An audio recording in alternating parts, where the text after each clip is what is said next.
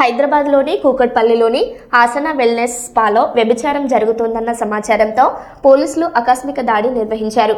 ఈ దాడిలో 30 మంది యువకులు, 15 మంది యువతులతో పాటు నిర్వాహకులను అదుపులోకి తీసుకున్నారు. స్పా పేరుతో అసాంఘిక కార్యకలాపాలు జరుగుతున్నాయని పోలీసులు గుర్తించారు. ఈ ఘటన స్థానికంగా కలకలం రేపింది.